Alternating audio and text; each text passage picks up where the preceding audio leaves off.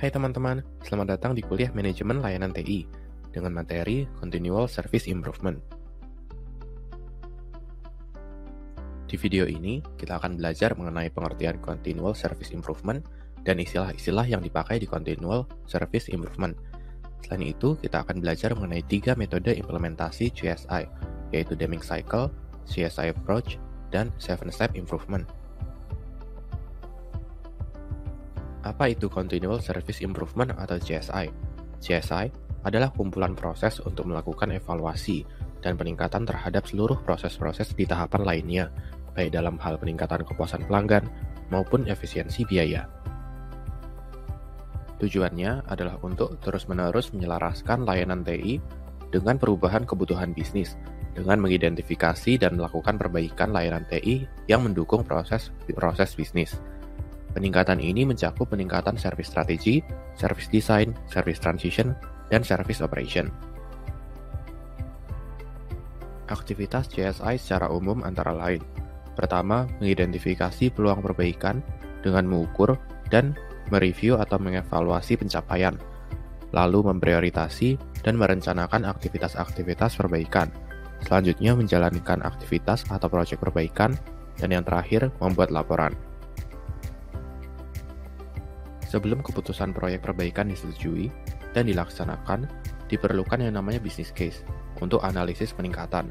Business case ini mencakup pertama peningkatan, seperti berapa ukuran peningkatan yang dapat dicapai, lalu keuntungan, seperti berapa keuntungan keuangan yang dapat diperoleh dari hasil peningkatan, lalu ada return on investment, seperti berapa perbandingan antara keuntungan keuangan yang diperoleh dengan biaya peningkatan, lalu yang terakhir ada value of investment, seperti keuntungan intangible apa yang diperoleh dari peningkatan.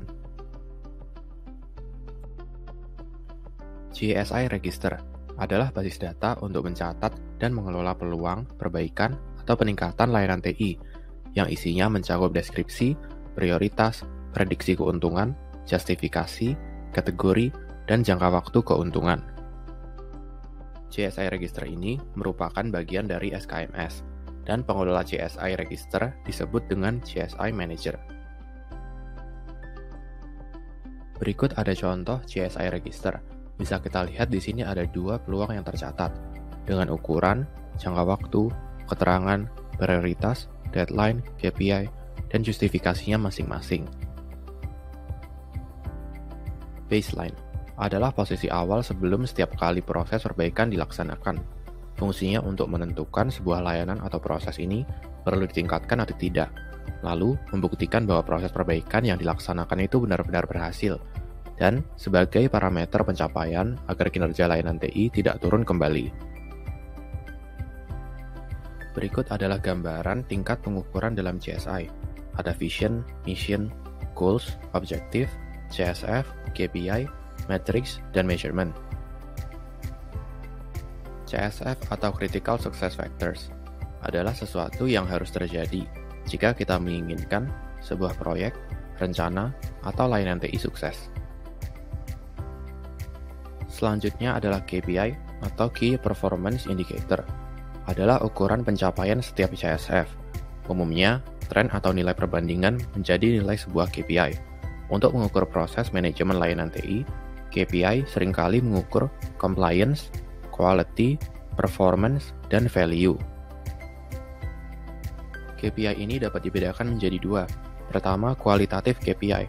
Apabila pencapaian sebuah CSF diukur pada aspek kualitatif layanan. Dan yang kedua, kuantitatif KPI. Apabila pencapaian sebuah CSF diukur pada aspek kuantitatif layanan.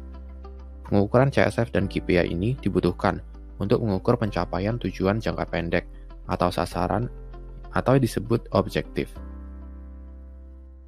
Matriks adalah ukuran atau satuan pengukuran untuk mengukur KPI. Misalnya kepuasan pelanggan diukur dengan nilai rata-rata skala Likert kepuasan pelanggan.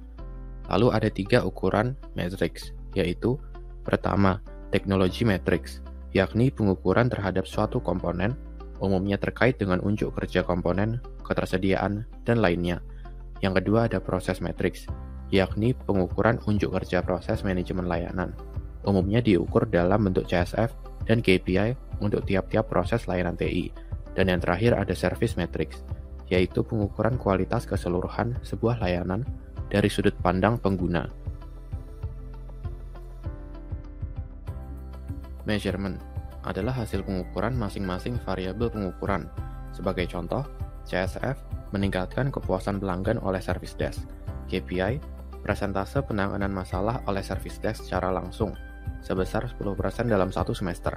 Sehingga, matriks dalam KPI tersebut adalah persentase jumlah insiden tertangani langsung terhadap semua insiden yang ada, dan measurement berupa jumlah total insiden dan jumlah insiden yang tertangani langsung oleh service desk. Metode implementasi GSI. Untuk melaksanakan proyek GSI, ITIL merekomendasikan 3 metode, yaitu Deming Cycle, GSI Approach, dan 7-Step Improvement Process. Siklus Deming diciptakan oleh Edward Deming. Siklus Deming ini merekomendasikan perubahan perbaikan yang dilakukan melalui peningkatan tahapan-tahapan kecil secara terus-menerus, dengan tujuan untuk memperoleh kestabilan proses perbaikan. Tiap siklus perbaikan ini selalu diawali dengan aktivitas pengukuran baseline. Tahapan pertama adalah plan, yaitu menentukan tujuan dan metode, lalu melakukan gap analysis dan menentukan project plan. Tahap kedua adalah do, yaitu melakukan alokasi semua sumber daya yang dibutuhkan dan melaksanakan project, serta mengelola project tersebut.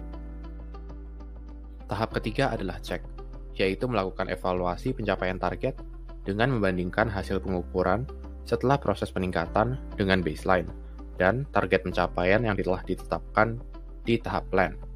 Tahap keempat adalah act, yaitu mengevaluasi hal yang telah dilakukan dan mencari peluang peningkatan yang bisa dilakukan. Output tahapan ini akan menjadi input di proyek berikutnya. Selanjutnya GSI Approach.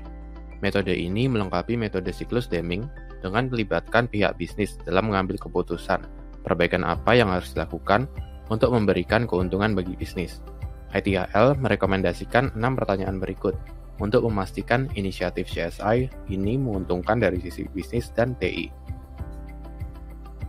Pertama, what is the vision? Di sini kita perlu memahami tujuan jangka panjang dari bisnis dan apa hubungan proyek dengan tujuan bisnis tersebut. Hal ini dilakukan agar strategi IT bisa selaras dengan bisnis. Pertanyaan kedua adalah where are we now? Di sini kita akan mengenali posisi layanan dan organisasi saat ini, atau disebut juga dengan baseline, baik dalam bisnis, SDM, proses, maupun teknologi. Baseline ini sebaiknya terukur atau kuantitatif. Misalnya, rata-rata penyelesaian request fulfillment 8 jam, dan sebagainya.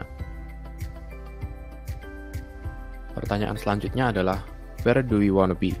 Di sini, kita akan menentukan target capaian.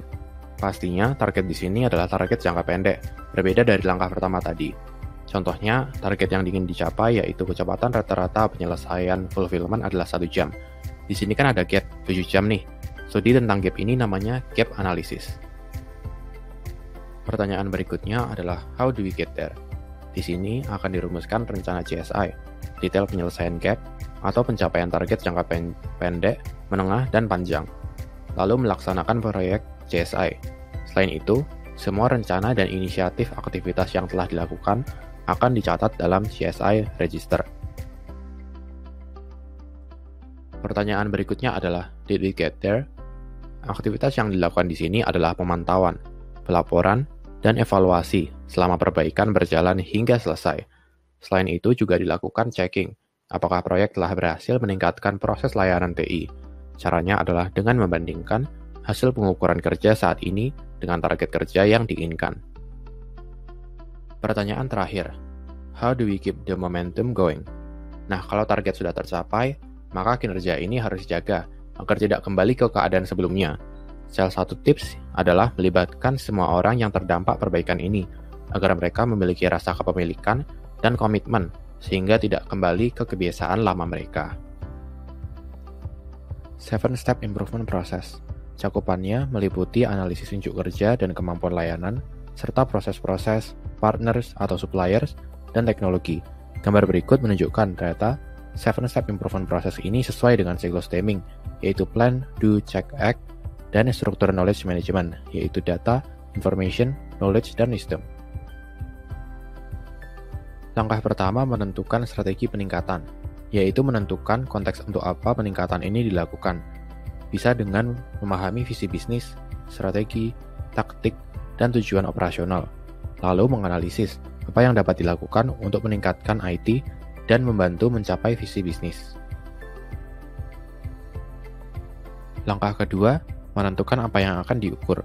Berdasarkan target-target yang sudah kita pahami di tahap pertama, selanjutnya dapat ditentukan data apa yang seharusnya diukur dan apa yang dapat kita ukur. Langkah ketiga, mengumpulkan data. Di langkah ini, kita akan mengatur mekanisme pengumpulan data. Kita dapat menggunakan aplikasi monitoring dan menjalankan laporan rutin yang dapat dikerjakan oleh staf operasional layanan TI. Langkah keempat, memproses data. Data yang telah dikumpulkan lewat aplikasi dan laporan-laporan mungkin belum memiliki makna, jadi perlu diolah dan diubah menjadi informasi dalam format yang siap untuk dianalisis. Pemrosesan data ini dapat berupa pengelompokan data, frekuensi, summary, dan lain-lain. Langkah kelima, analisis data dan informasi. Analisis data bertujuan untuk mentransformasikan informasi yang telah diperoleh menjadi pengetahuan. Analisis data adalah aktivitas mencari makna dari informasi yang telah kita punyai. Langkah keenam, menampilkan dan menggunakan informasi. Informasi yang sudah dianalisis ditampilkan dalam format yang mudah dimengerti, seperti grafik atau gambar, dan memungkinkan pengguna untuk membuat keputusan strategis, taktis, ataupun operasional. Langkah ketujuh, melakukan tindakan perbaikan atau peningkatan. Menggunakan pengetahuan yang didapat untuk mengoptimalkan, meningkatkan, dan memperbaiki layanan. Proses CSI ini akan mengidentifikasi semua peluang peningkatan. Walau organisasi tidak dapat melakukan semua peluang tersebut, maka organisasi harus memprioritaskan peningkatan yang akan dilakukan. Oke teman-teman, materi MLTI, Continual Service Improvement ini sudah selesai. Terima kasih teman-teman sudah mengikuti materi video ini dengan baik. Mohon maaf bila ada kekurangan ataupun kesalahan ya teman-teman. Dadah!